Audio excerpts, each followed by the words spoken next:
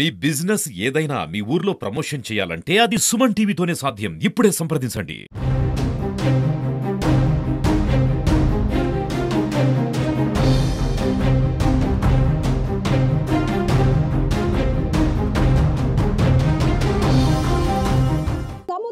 వేట అంటేనే దినదిన గండం. ఎందుకంటే ఎప్పుడు ఏం జరుగుతుందో కూడా తెలియదు. ఏంటి అలలకే భయపడిపోతున్నాను అనుకుంటున్నారా? కాదు, అక్కడ వెనకాతలు చూస్తున్నారు కదా, అతి పెద్ద ప్రమాదం. మరి కాసేపట్లో ఒక 5 నిమిషాలు ఉంటే జెట్టీకి చేరుకోవాల్సినటువంటి బోటు ఉదయం 5 గంటలకు వేట కోసం బయలుదేరినటువంటి బోటు తీరానికి 1 మైలు దూరంలో ప్రమాదానికి గురైంది, కకావికలమైంది. ఎందుకంటే చూస్తున్నారు మీరు, లక్షల రూపాయలు పెట్టి కొన్నటువంటి బోటు దాని మీద ఎంతో ఆధారపడి ఎన్నోసార్లు ఇంకా వేటకి కొనసాగాలి. అలాగే ఆ జీవన ఉపాధి కూడా దాని మీద ఎంతో మంది బ్రతుకుతూ ఉంటారు. అలాంటిది మరొక 5 నిమిషాలు ఎంత దురదృష్టకరమైనటువంటి సంఘటన అంటే పూర్తిగా అందులో చిక్కుకుపోయింది. అలల తాకిడికి ఏ పాటుకు ఆ పాటు ఊడిపోయి కొట్టుకొస్తున్నాయి. మీరు ఇక్కడ చూడొచ్చు, తీరం వెంబడి ఎవరు ఉండడానికి కూడా భయపడుతున్నారు. ఆ తీరానికి దాదాపు 10-20 మీటర్ల వరకు కూడా బోటు ముక్కలైనటువంటి పాట్లు ఎగిసి పడుతున్నాయి. దానికి ఉన్నటువంటి ప్రమాదకర స్థాయిలో అక్కడ మీరు చూస్తున్నారు, ఆయిల్ ట్యాంకర్స్ కానీ మొత్తం బోట్ పాట్లన్నీ కూడా ఊడిపోయి చెక్కలు దానికి ఉన్నటువంటి మేకులతో అలల ధాటికి ముందుకు కొట్టుకొని వస్తున్నాయి. అసలు ఎందుకు ఈ బోటు ప్రమాదానికి గురైంది, ఏం జరిగిందో అడిగి తెలుసుకుందాం. కళాసి మనతో పాటు ఉన్నారు. ఎప్పుడు వెళ్ళారు? 5 గంటలకు వెళ్ళారు. ఎవరెవరు ఉన్నారు ఆ టైంలో బోట్లో? ఎవరెవరు? 5 కళాసులు, 5 కళాసీలు ఉన్నారు. మీరు ఇంకా 4 ఉన్నారు. ఎప్పుడు ఎలాంటి ప్రమాదాలు ఎప్పుడు ప్రమాదం లేదండి. ఇంకా 5 నిమిషాల్లో చెట్లకి వెళ్ళిపోదు. పడిందా? వేట పడిందా? చేపలు ఉన్నాయండి మొత్తం అనుకున్నట్టుగా, అందుకే వెంటనే రిటర్న్ అయిపోయింది. ఇప్పుడు ఎంత నష్టం వచ్చింది? నష్టం 10 లక్షలు ఉంటుంది. బోటు ఖరీదు అదే మా బతుకు తెరుగు. తెల్లారి వెళ్తే సాయంత్రం వచ్చేస్తాం. నీకు ఎవరు కావాలి అప్పులు చేసుకుని వెళ్తాం. ఆయనకు వస్తే రాకపోతే ఉళ్ళని అప్పు చేసుకుని వెళ్తాం. అదే మా బతుకు తెరుగు అండి. ఇవాళ మా ఆస్థాల్లో పోయింది. మా బతకడం దారి లేదు, భవిష్యత్తు లేదు. ఒక బోటు కొంటే దాని మీద 10 మంది దాకా బతుకుతారు. పాటోళ్ళు, కండువాళ్ళు, చేపల కొనుగోలు అందరూ బతుకుతారు. మళ్ళీ ఇక్కడ ఉండే విశాఖపట్నం కూరలకు చేపలు కావాలా, వాళ్ళకి అమ్ముతారు. అందరూ బతుకుతారు. మొత్తం మునిగిపోయారా? ఆ సమయంలో వణికిపోతున్నారు మీరు కూడా? ఏమైంది? ఎందుకు ఏమైంది? ఇంజిన్ ఫెయిల్ అయిందండి. ఇంజిన్ ఫెయిల్ ఆగిపోతే యాంకర్ వేసాం. యాంకర్ తో తెగిపోయింది. ఇంకా బలలు ఉంటాయి వదులుతో, ఆ బలలో వలలు దించాం. అవి కూడా తెగిపోయి తెగిపోతే 2 బోట్లు వచ్చాయి. కృషిగారం నుంచి లాగారు, వేసిన తాళ్ళు కూడా తెగిపోయాయి. ఇలా తెగిపోతే ఇంకా బోటు తెరలోకి వెళ్ళిపోయింది, ఇంక రక్షించలేము అనేసి 3 మనుషులు ఎక్కించుకున్నారు. 3 మనుషులు ఎక్కించుకున్నారు. 2 ఉన్నారు బోట్లో. 2 నుంచి ఇప్పుడు ఇలా రాయి ఎక్కిపోయి ఇప్పుడు దిగి వచ్చారు అనమాట 2. అది మా బతుకు తిరిగి లేదండి. బతకాలంటే దారి లేదు. ప్రభుత్వం ఏదో మాకు దారి చూపెట్టి చేస్తే బతుకుతాం. ఏమైందమ్మా? ఏంటి బోటు ప్రమాదం ఏమైంది? అంటే నాకు ఈ సిచ్యువేషన్ తెలిసిన టైం అయితే నాకు 4:40కి ఆ టైం తెలిస్తే మా అన్నయ్య గారికి ఫోన్ చేసి చెప్పాను. ఫోన్ చేసి మా అన్నయ్య గారికి నాకు వచ్చిన ఫుటేజ్ కూడా మా అన్నయ్య గారికి పెట్టడం జరిగింది. బోటు 1 మైలు లాంగ్లో ఉంటుండగా ఇంజిన్ ఫెయిల్. అంటే ఇంజిన్ ఫెయిల్ అయిపోతే మా బోటుకి యాంకర్ అనేది ఉంటుంది అనమాట. అంటే పచ్చ తెలుగులో ఉక్కు అంటారు దాన్ని. ఆ ఉక్కుని వేస్తాం అనమాట. ఆ ఉక్కు సీ కిందకి వెళ్ళి దాన్ని కరెక్ట్గా పట్టుకుంటుంది. అది పట్టుకుంటే బోట్ని మనం స్టాండర్డ్గా ఏ ప్లేస్లో అయితే ఉందో ఆ ప్లేస్లో ఆగుతుంది. మనకి ఉక్కు కరెక్ట్గా పట్టుకోపోయింది అనుకో, మనం ఎంత చేసినా సరే బోట్ని ఆపలేము. బోట్ని మనం ఎన్ని విధాలుగా ఆపాలన్నా సరే ఆపలేము అసలు. ఎందుకంటే మనకి ఎంత గట్టిగా ఈ ప్రమాదం జరగడానికి ఇంకో కారణం ఏంటంటే, ఇది బాగా ఈ బోటు తెరల్లోకి దగ్గరగా ఉంది. కొద్దిగా సీ లోనుకుంటుంటే వీళ్ళు గాలికి మా ఫిషర్మెన్స్ గాలికి అయితే అటైనా వెళ్ళిపోవాలి, లేకపోతే మేలుకైనా దూరాలి. అప్పుడు ఇంకా రిస్క్ అయిపోతున్నాం. చాలా అంటే చాలా రిస్క్ అయిపోతున్నాం.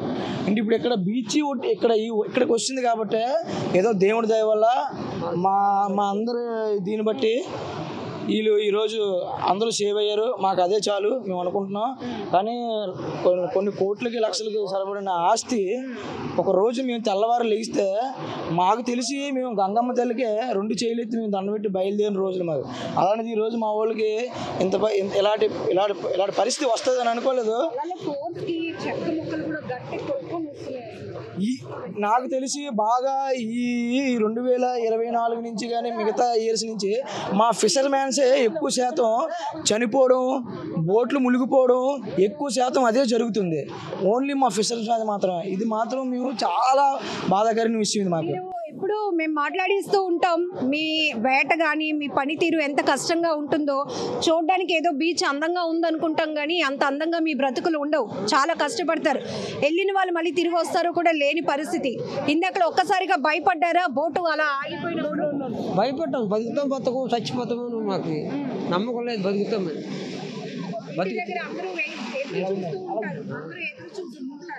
అంటే సంతోషపడ్డారు. ఉదయం 5 గంటలకు వెళ్ళగానే పూర్తిగా చేపలు బాగున్నాయని సంతోషపడ్డాం. సంతోషపడి జట్టుకి వెళ్ళిపోదాం. సరికి జట్టుకి వెళ్ళాక గంటలు బయలు ఆగిపోయారు. పిలుచుకున్నాం మైలు దూరం నుంచి ఇలాగ జరిగిందండి. మీరు చెప్పండి, వెంటనే మీకు ఇన్ఫర్మేషన్ కూడా ఇచ్చారు కదా, అది చూస్తుంటే పాపం చాలా బాధ అనిపిస్తోంది. ఒక ఆస్తి కొట్టుకుపోయింది, కళ్ళెదురుగుంటే ఒక భవనం, ఎంతో ఇష్టంగా కట్టుకున్నటువంటి భవనం కూలిపోతే మన గుండె ఎలా పగిలిపోతుందో, ఒక యజమాని అందు మీద ఒక 10 మంది వరకు డిపెండ్ అయ్యి వాళ్ళ జీవన ఆధారం. ఒక బోటు తయారవుతుంది, ఒక బోటు జెట్టీలో ఉంది అంటే చూడొచ్చు ఎంత గట్టిగా కొట్టుకొని వస్తున్నాయి అసలు. చాలా అలాంటిది ఒక బోటు జెట్టీలోనికి కొత్త బోటు వచ్చిందంటే అక్కడ 10 మంది అంటే 10 కుటుంబాలకు డోకా లేనట్టే. సో ఇక్కడ మీరు చూస్తున్నారు చాలా ఫోర్స్గా పెద్ద ఈసారి వచ్చినప్పుడు తీయండి, అది పర్వాలేదు. చాలా ఫోర్స్గా కొట్టుకొస్తున్నాయి చెక్క ముక్కలు కూడా పూర్తిగా కళ్ళ ఎదుటే. అది ఒక బోటు అంటే ఎవరు నమ్మలేనటువంటి పరిస్థితులు ఉంటాయి. సో ఒకసారి అవి చూపించవచ్చు. ఇంత అలల దాటికి ఇంత ఫోర్స్గా ఇవి కట్టుకొని వస్తున్నాయి, అందుకే పరుగులు పెడుతున్నాం ఇక్కడ మాట్లాడిస్తూ కూడా. చాలా మీకు ఇన్ఫర్మేషన్ ఇచ్చినప్పటికీ పరిస్థితి ఏంటండి? అయితే ఈరోజు వాళ్ళు పెట్టిన ఖర్చు, వాళ్ళ ఆశలు మొత్తాన్ని గల్లంతయి బోట్ నీటిలో ఉంది, చెక్క ముక్కలై కనిపిస్తూ ఉంది. ఇక్కడ విషయం ఏంటంటే, ఒక బోటు మీద ప్రత్యక్షంగా దాంట్లో వెళ్ళి 5 కుటుంబాలు 6 కుటుంబాలతో పాటు పరోక్షంగా ఆ బోట్ తెచ్చి వేటను తీసుకొని వ్యాపారం చేసేవాళ్ళు, పాట వేసేవాళ్ళు, ఉప్పు అమ్మేవాళ్ళు, ఇలా రకరకాల ఎండు చేపల వాళ్ళు, రకరకాల జీవిత ఆధారాలు ఉంటాయి. ఇవన్నిటికీ ఈరోజు ఇబ్బందికరమే. దేవుడి దయ వల్ల ఎవరికి ప్రాణ నష్టం జరగలేదు. అందరూ వచ్చారు. ఆ పరిస్థితి కూడా లేదు పూర్తిగా. ఇప్పుడు మనం ఈ మాక్లైట్ చేస్తున్న క్రమంలోనే అవన్నీ కూడా పూర్తిగా ఎక్కడికక్కడ డిస్మాంటిల్ అయిపోయింది. అది దేనికి పనికిరాదండి, బోర్డు దేనికి పనికిరాదు. యజమాని ఏడుపుకి గుండె రోదలకు కూడా మనం మాటలు లేవు అని ఏమంటారంటే, ఈ రోజు వేటకెళ్ళడానికి కూడా అప్పు చేస్తానండి నేను, అంటే దానికి ఆయిల్ వేయాలి. ఆయిల్ వేసి ఈరోజు సుమారు 4 రోజులు వెళ్ళేందుకు పనికి వస్తుంది అనమాట. ఏ రోజుకి ఆ రోజు వేట తెచ్చి అమ్ముకుని మళ్ళీ రేపు మార్నింగ్ వెళ్తూ ఉంటారు. అలా ఒక 4 రోజులు సరిపడే ఆయిల్ అంతా అప్పు చేసి మరీ వేసామండి. ఈరోజు మొత్తం అంతా ఆయిల్ నేలపాలు నీటిపాలు అయిపోయింది, బోటు ముక్కలు అయిపోయింది. ఈరోజు పట్టుకొచ్చిన వేట కూడా మొత్తం అంతా కూడా ఆ నీటిలో కలిసిపోయింది. మా జీవితాలు రోడ్డుని పడినట్టు అని చెప్పేసి వాళ్ళు చాలా బాధను వ్యక్తం చేస్తున్నారండి. కళ్ళెదుటే 20 లక్షల రూపాయల ఆస్తి ముక్కలు అయిపోయిందని చెప్పొచ్చు. అందరికీ అర్థమయ్యే భాషలో అయితే మనం ఎంతో ఇష్టపడి కట్టుకున్న ఇల్లు మన కళ్ళెదుటే కూలిపోతే ఎంత గుండెలో బాదుకుంటామో ఇక్కడున్న పరిస్థితి కూడా అంతే. ఆ బోటు యజమాని ఎన్నో లక్షల రూపాయలు ఖర్చు పెట్టుకున్నాడు. మీరు చెప్పినట్టు ప్రత్యక్షంగా పరోక్షంగా 15 మంది అంటే 15 కుటుంబాలు గుండె ధైర్యంగా ఉంటాయి. అలాంటిది మరొక 5 నిమిషాల్లో జట్టికి చేరిపోతుంది. దాంట్లో ఫుల్గా ఫిషింగ్ కూడా ఉంది. చక్కగా చాలా హ్యాపీగా ఉన్నారు వెళ్ళిన కళాశీలంతా. మంచిగా చేపలు కూడా పడ్డాయి అని చెప్పి ఆయిల్ మిగిలింటుండగానే మనం వచ్చేస్తున్నామన్న సంతోషం ఒకవైపు. ఎందుకంటే ఒక్కొక్కసారి వీళ్ళు వేటకి ప్రిపరేషన్కి వెళ్ళినప్పుడు వెంటనే ఫిష్ పడదు. అలాంటప్పుడు ఒక 2-3 రోజులు కూడా ఉండాల్సి వస్తుంది. కానీ వీళ్ళ అదృష్టం పడింది కాబట్టి రిటర్న్ అయిపోయారు కదమ్మా. అది అంటే గంగలోకి వెళ్ళిన తర్వాత వన్ టైం అమ్మ గంగమ్మ తల్లి మా మీద చలువు చూపించి మా మీద ఆశ పెడితే వెంటనే అనకూడదు, మేము అనుకోలేనంత చేపని మా కడుపులో పెడుతుంది. లేదు అనుకుంటే మమ్మల్ని ఖాళీ చేతులతో కూడా మా హార్బర్కి పంపించిన రోజులు ఉన్నాయి.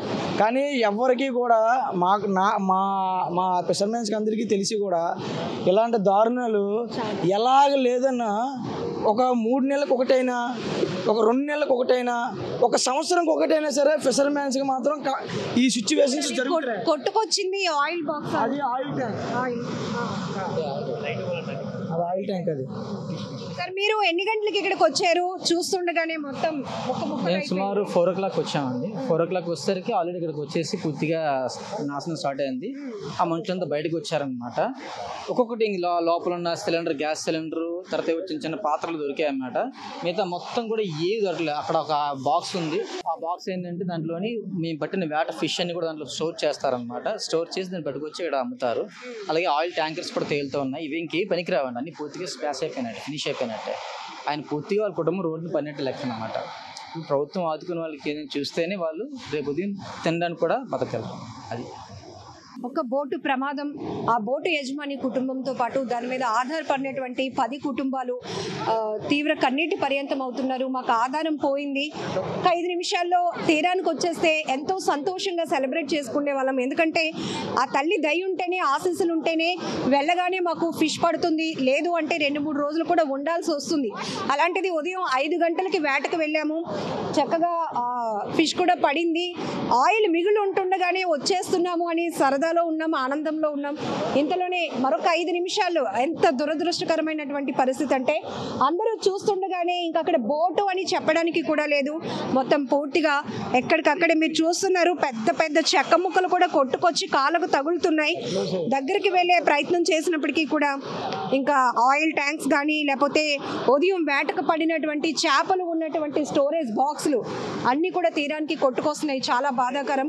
ఈ కుటుంబానికి ప్రభుత్వమే సహాయం చేసి ఆదుకోవాలని మనమందరం కోరుకుంటున్నాం. కెమెరా పర్సన్ శేఖర్తో లక్ష్మి, సుమన్ టీవీ, వైజాగ్.